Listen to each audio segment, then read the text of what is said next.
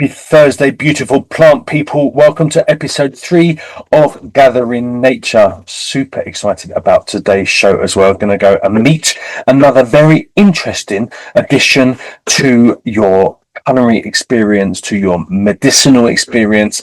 But of course, we can't do any of this at the moment without going to hear from my partner in plants, the amazing Natasha Lloyd.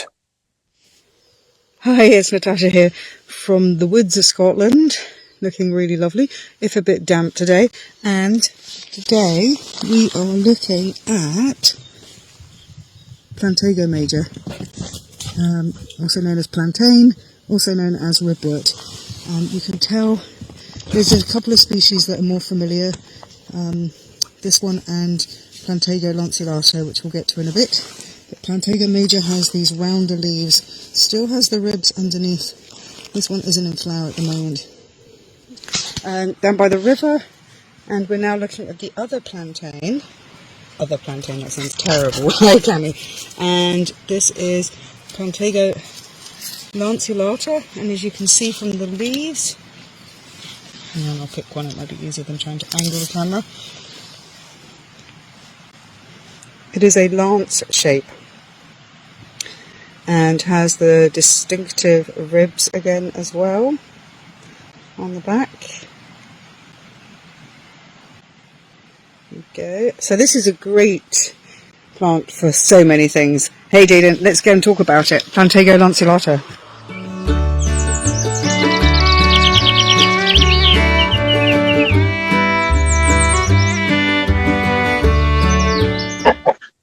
Well, I'm pleased you turned up, quite frankly, because I really do need to know a bit more about plantain. Now, I just said, obviously, a minute ago, that if I hadn't have known you, I still would have thought plantain was a big-ass banana that wasn't quite as sweet.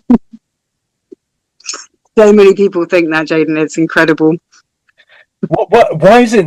I mean, is plantain like a nickname for the banana, or is it... have they both just been given the same name? Oh, look at that. Just both been given... This is yarrow.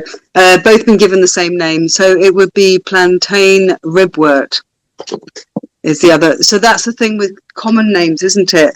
That's why we have the Latin. So across the world, we all have the same name in Latin, so that there's no confusion.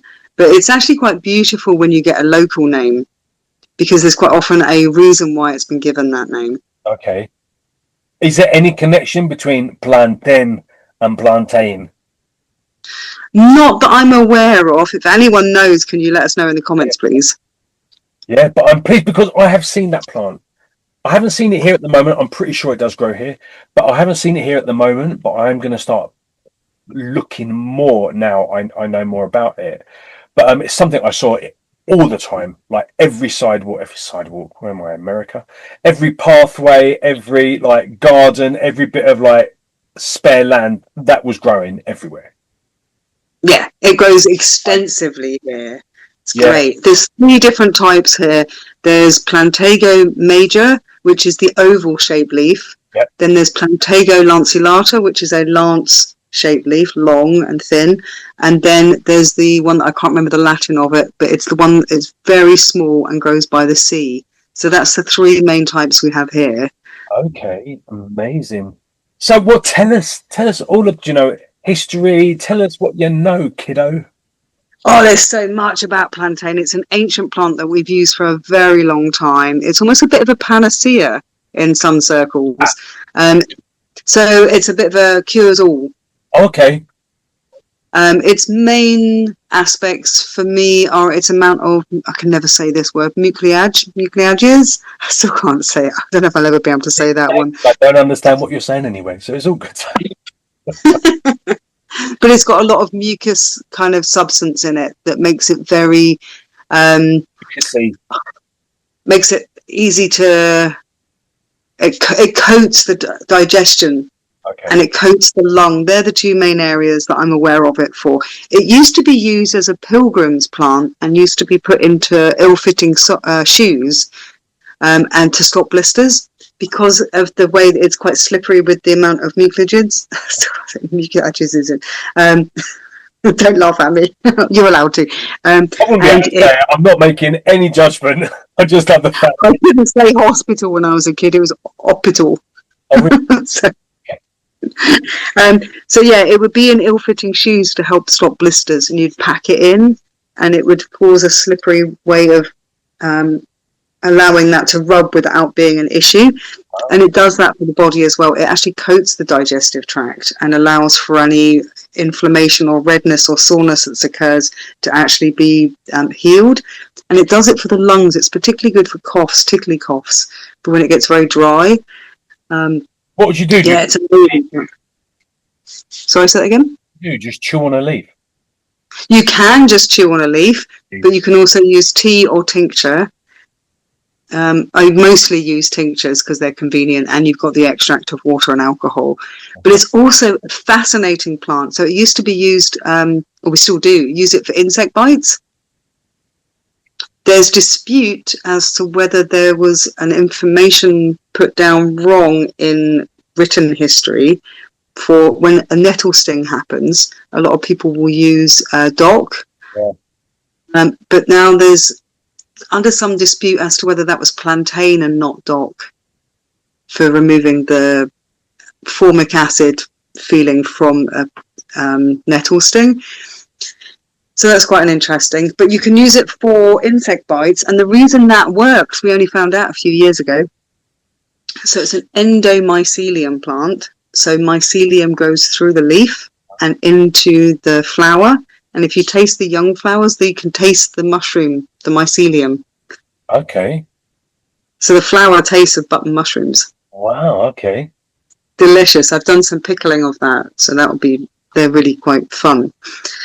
And the reason it's used for insect bites is the mycelium that's in it's from the snowy waxcap mushroom. And the snowy waxcap mushroom is an insect-eating mushroom. I'm not making this up. Go away and look this up. Snowy waxcap is an insect-eating mushroom, and it hunts in the ground very, very slowly with mycelium to insects, gets on the back of the insect, on the back of the exoskeleton, has an enzyme in the mycelium that breaks open the back of the exoskeleton, liquefies the insect and sucks it up for food. There's a whole film in there somewhere, isn't there? It really is. I'm thinking Little Herbalist of Horrors or something like that.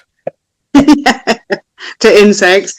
And then when we take that leaf of the plantain and put it and crush it up, get the green juice out, that mycelium, that enzyme then goes on to the insect bite and helps relieve the bite on our skin. Wow, that's amazing. How do you go about making tinctures? Like, what's that process like?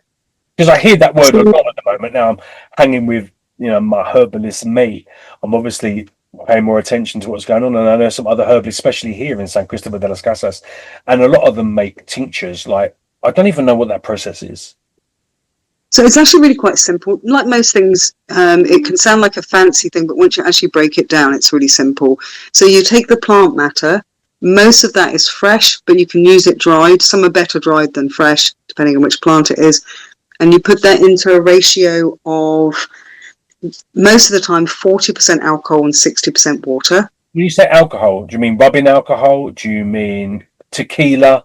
I mean, what alcohol do you mean? We're very lucky here that we can get very good quality, high grade alcohol. So 90%, then you would dilute that down to 40%. So we use grain alcohol. Grain alcohol? Yes, for some people that have gluten issues, you can get sugar beet alcohol. Okay. Where would you even get some? I've never even heard of this before. You could, depending on your country's legalities, you can distill your own alcohol. Okay. And make a high strength that way. Or you could just go and buy a bottle of very good quality, clean vodka. Is probably the easiest way to do it. Okay. I do have a license. A lot of herbalists have a license to get good quality for making medicine. Wow. But we do have good quality vodka. It's just more expensive. Okay. So you have 40%, 60% water, and both the alcohol and water extract different things out of the plant. And then you leave that on the windowsill for 2 weeks, keep shaking it. And then you remove the plant material, and then you have your tincture. Wow. Okay. I'm liking that. Really simple. Now, if it's a flower, Yeah. sorry. Okay. So the alcohol thing has always confused me because I never knew if like you could go and use like a really high quality tequila or a vodka or something, or is it like rubbing alcohol or I never knew what. When I say you just add alcohol, I'm like, I don't know what one you're allowed to add. That's your overthinking brain, but that's the right thing to do, isn't it? Work out which one is the correct one to Yeah. do. If it's flowers, you use 25% of alcohol. Sorry, 25. Let me get this right. Yeah, you would use 25% of alcohol and 75% of water. Okay, so less for a The alcohol would be your 40% still, wow. ABV. Sorry, but I was just really curious about that because I hear so many about tinctures and stuff, and I would like to start looking at making some of those, but I had no idea when people say alcohol what they necessarily mean by that. Let's do some videos on that at some point because it's a really interesting one and we'll do some practical stuff. We've gone through plants. I think maybe some chutneys, some pickling, and some tinctures would be a great. I think we're going to be. You guys at home, you're going to be stuck with us for years at this rate. Just so you know that. You know, There's so much to this, isn't there? And we can make ointments and creams and salves and poultices. I had no idea. Like I said, I even thought plantain was a bloody savory banana. So I'm, even my concept of, and I've obviously been pagan for many years, so I know of kind of a lot of the magical and spiritual properties of different things that are used in powders and incenses and stuff like that. But I knew things because I drink dandelion tea, but it's from a company that makes it. There's probably not even any bloody dandelion in it. So I knew that you can, but you know, I never had my mind open as much as what this show is doing for me. So it's amazing. But tell us more about the plantain as well. Like you said, it's amazing for lungs. It's amazing for coating um, the system, the digestive tract, and all this kind of stuff. What else does it do? Oh, that is a good question. I should have done more reading before today. Does They're it? the main things. Is it just the leaf, the stalk, or the flower? I mean, what do you use? So I don't know of any time that the root would be used, but definitely the leaf and the flower and the seeds. Oh, okay, my brain's come back. So the seeds used to be used in the Highlands and Islands as a substitute for flour, and they have like a nutty flavour, and they have a lot of B vitamins in. Okay, wow, okay, So they would have enhanced nutrition. wow. And that's so you just crush the seeds, or you'd crush them like you would like a kernel of wheat or whatever it is. Like, would you crush? Yes, you can. I quite often just eat them off the plant because they're really tasty, and then make a salt out of them. That's really lovely. I do like making flavoured salts; they are fun. Yeah, Uh, so worth knowing, kiddo. and then you can dry them and then crush them like wheat or oats and make a flour from them. And what else can you use the flour for? Oh, I don't know if you ever did this when we were kids. Not medicinal at all, just for fun, where you would tie the stalk around and then fire them at each other. Yeah, of course. Yeah, That was my first introduction to that plant. It was great fun. yeah. It's funny, like obviously, when I was when we were deciding the episodes, and I was doing a bit of research on each of the plants as well, and I was like, "You are joking!" I used to hit Tony in the back of the ear with that one. That was amazing. I Really, think it's quite natural for us as kids to have played with those. yeah, absolutely. But so I didn't realize you just how ignorant are we? I mean, like this was like I said, these the properties of these plants have been going on for bloody centuries, and we just think they are things you flick across the playground or the schoolroom at somebody. It's really bizarre that we've had all that literally under our feet without any clue about the properties. I think we need to start looking at what we teach in bloody schools on more than one level, to be fair. Schools and education's a very different thing. I think that is improving. But like I had a patient today and we were talking about dandelion and she was like, which one is that? And I was like, oh, the yellow one in the garden. And, you know, the one that you blow to set the seeds off into the atmosphere. Oh, yeah, I know that one. So when you take people back to what they remember as a child, they can remember the plant. It's Yeah. almost like we've become far too busy as adults. Oh, we don't get right, and also we become it's too conveyor belt. Like, you know, if you've got a problem with a cough, you just go straight into Boots and pick up a Linctus, no, or suck on a bloody locket or something like that. You don't think, shit, I've got hundreds of those in my garden, and actually, it's not going to cost me a penny.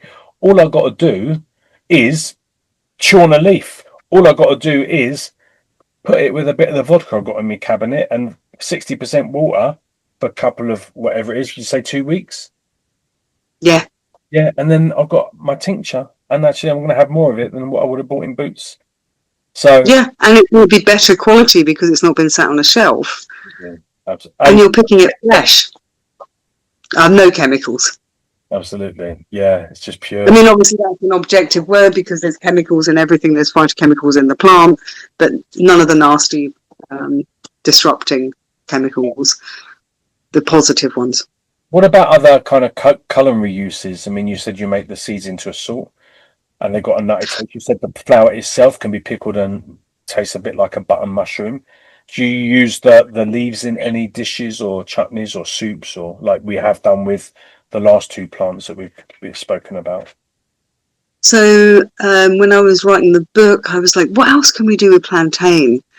And I made a chutney. I made a blackberry and plantain chutney, and that was really lovely. Wow. Okay. Because there's that slight bitterness when they're older. When they're young, the leaf tastes of button mushrooms, and then it moves up into the flower as it gets older. But once it's gone into flower and then seed, the leaves are actually a bit bitter. And I quite like that bitterness with the sweetness of the fruit. Yeah, I can imagine that would be really lovely. Now, last week when we were talking about our plant of episode 2, you said with the nettle, it gets to a stage where you don't use it because it's now, you need to. The best time is kind of the first kind of leaves of spring. You don't use it when it's in flower, all this kind of stuff. Is that the same with plantain as well, or is it pretty much whenever you see it, you can use it? Whenever you see it, you can use it pretty much. Okay. Yeah, there is no big rule there at all. Apart from it's going to be bitterer when it's older.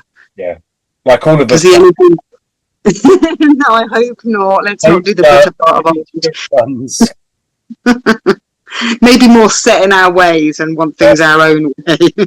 I'll ask you that in 20 years when we're on the 490,000th show, and you're like, oh, I can't. We'll see. That's it. But no, okay, so it's going to be bitter as it gets older, but like you said, can be a really lovely contrast to something like the blackberry. So super, super cool. Have you got a favorite? Have you got a favorite recipe or favorite use for plantain? I think for the lungs and also the insect bites, because that's almost immediate to see that happening. And it's a good way to show people that it works. I think my favorite for tasting is the seed. Okay. But then I also really enjoy the flower and saying, look, taste this. It tastes of button mushrooms and you're eating mycelium now. Wow. Which I really enjoy. What properties does that hold? I mean, how in what way is that good for us? Eating the mycelium? Yeah. Without knowing the exact science of the snowy waxcap mushroom, I'm going to hazard a darn good guess. It's got beta-glucans in. Okay. Which has anti-inflammatory properties. It helps with gut flora diversity. Okay. I guess it would be like almost like, I mean, like kombucha's a mushroom of sorts, isn't it? The Scooby that you use is a mold. Is it the same kind? It's a mold. Would it be classed as the same kind of thing? No, it's slightly different. So fungi and molds are slightly different in that mushrooms have, a physical. How do I explain that? Slightly different. We'll do a program on that because that's quite an extensive one.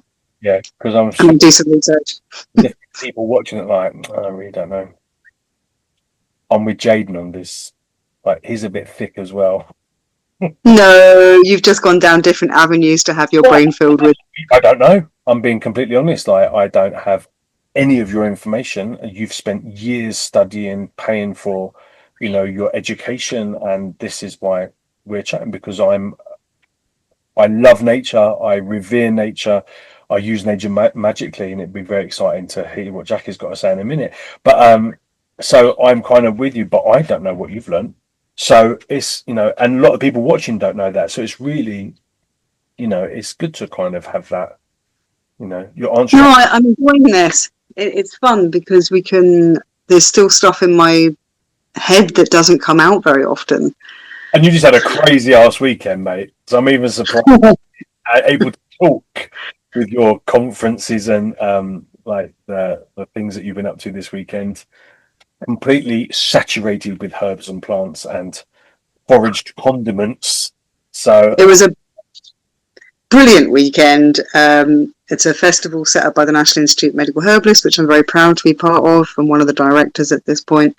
And so it's a festival that was originally set up primarily for herbalists, and now we've expanded it to the general public, and you can come and listen to lectures on various things. So we did things on gut flora, we did there was things on specific for rose and what that does for the body and the mind and emotions.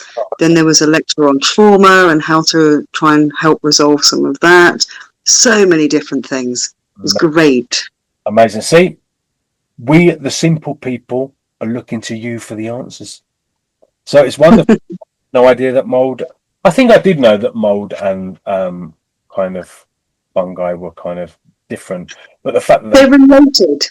They're related, but I'm now, as I'm saying that, I'm like, how are they related and how are they different? So I want to go away and research that quite eagerly now, and we'll do a program on that. obviously both really, really good for gut flora. Depending on which mold and which fungi. I'm not going to lick a wall in an old black mold, No, but don't maybe do the one that. that's lying in my kombucha would be all right. Exactly, that's it, isn't it? Looking at Something, drinking that one. but that's bacteria as well. Okay. Okay, people at home, if you have any questions, if it's not just Jaden with hardly any idea of what's going on, if you have questions, you do realize that you can be asking your questions on the comment section of all these episodes, and not just the questions about culinary uses and medicinal uses, magical and spiritual use as well. Because if Natasha can't answer it, then Jackie can answer it, and if Jackie can't answer it, then we will find someone that can. So like if you're like me and just want to know everything. And Nat's had a very busy day. She's probably like, Jake, I don't need this conversation right now. But yeah, if you're like me, then one of us will get back to you at some point with some information. So please feel free to ask the most random questions. Obviously, we don't know how long your dog's going to live, and we don't know what Santa is going to bring you for Christmas. So irrelevant questions we're not going to answer, but anything about the magical, the medicinal, the culinary uses of the plants that we're talking about in these shows, get them right in, because it'll be interesting as well, because we don't.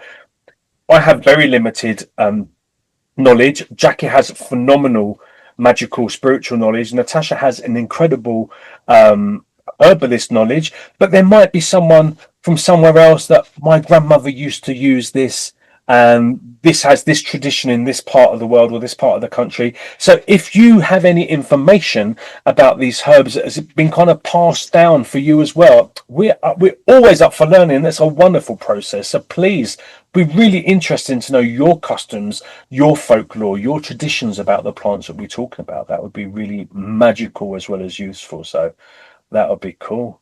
So plantain, good to grow in the garden. Absolutely. Not, And to go out and harvest and forage for.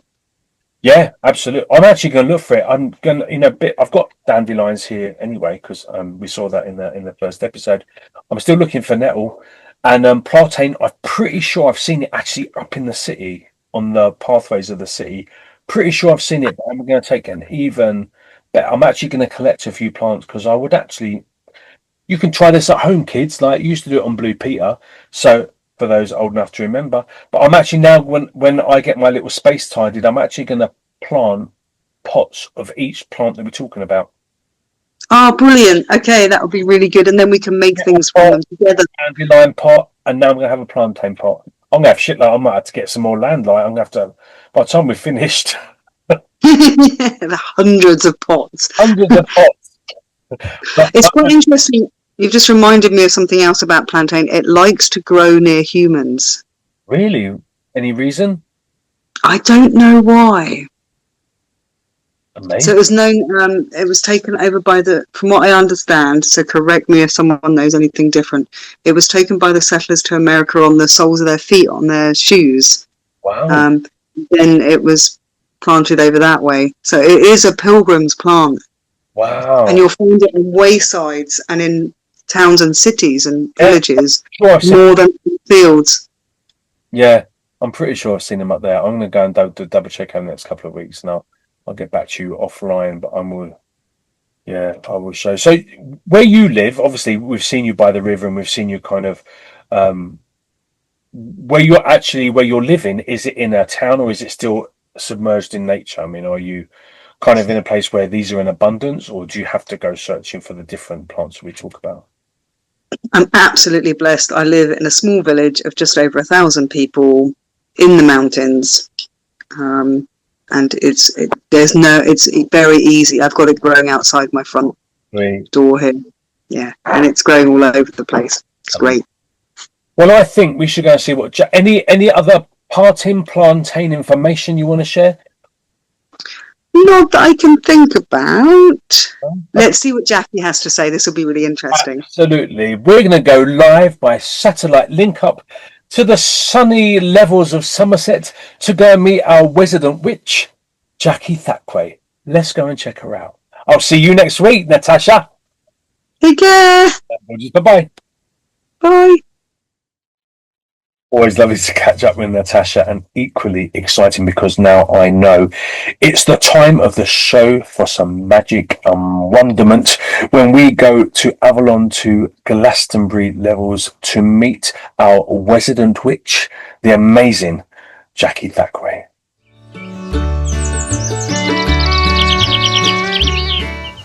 Hi both, here I am in a beautifully warm and sunny Somerset.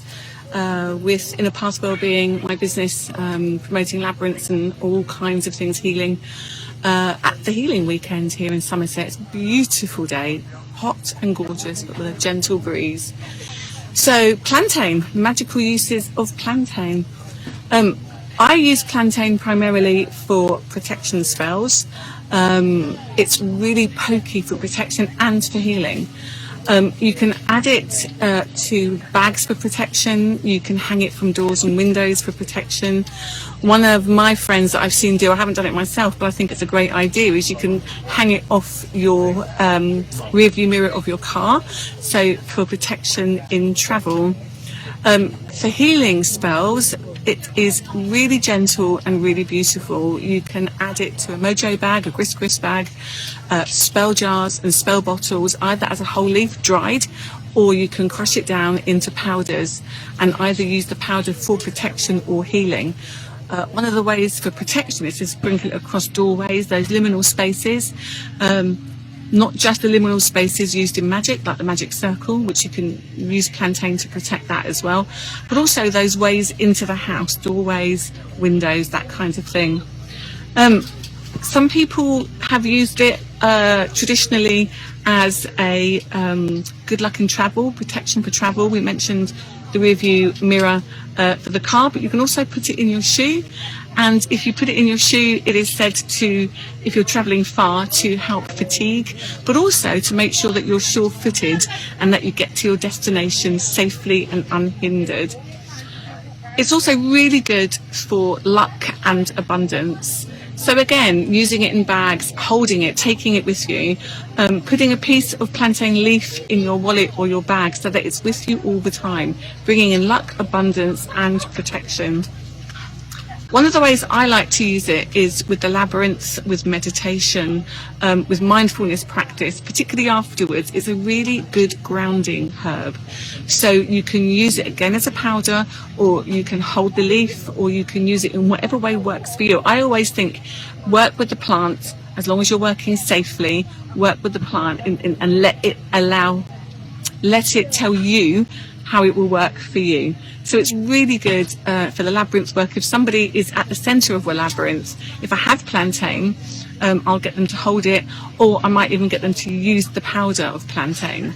To make powders, I think I spoke about that with the nettles. You just need a coffee grinder, which I get a simple one, and I keep it for just my powders. You can grind anything in there as long as it's dry, and plantain's particularly good. So we're looking at plantain for healing, we're looking at plantain for magical protection, we're looking at it to bring in luck and to bring in abundance in all the ways that I've told you. So it's a beautiful plant. It is also good actually for self-love because it's ruled by Venus. So love and attraction in general. But for me, I don't really like doing love spells. I find them slightly grey, because love spells can, to make someone fall in love with you, you're taking someone's will away, and we don't work like that in magic. But actually to use plantain for self-love is really good. Again, powder, look at yourself in the mirror, tell yourself how beautiful you are, and scatter, maybe sprinkle a pinch of the powder on top of your head, and or carry it with you. And remember what an amazingly powerful, beautiful human being you are. What plantain allows us to do is to open that the idea that we can love ourselves. And in times like today, when we're busy running around, that negative voice inside your head that tells you otherwise, plantain allows you to shut that off. So it's a really versatile and very, very powerful herb. And it grows quite profusely here in the UK. And often is thought of as a weed, but as like so many magical plants, these are the plants that people want to get rid of. They want to get out of their gut. But I encourage plantain in my garden. So I hope that's given a little magical insight into the use of plantain. Yeah, enjoy. Thank you for listening. What an incredible show. How lucky are we three to be able to spend time with you discussing nature and its bounty. Amazing. I hope you found today's show useful and informative. If you have any questions about the medicinal, the culinary, the magical, spiritual questions about the plant in today's show, then please get in touch with Natasha or Jackway via the comment section under this video. If you liked it, please give us a subscribe. If you think it was wonderful and your friends would like to see it, please share it. Please comment. Please like. The more subscribers we get to this channel, the better audience we get for other shows. It's amazing. So your one little subscribe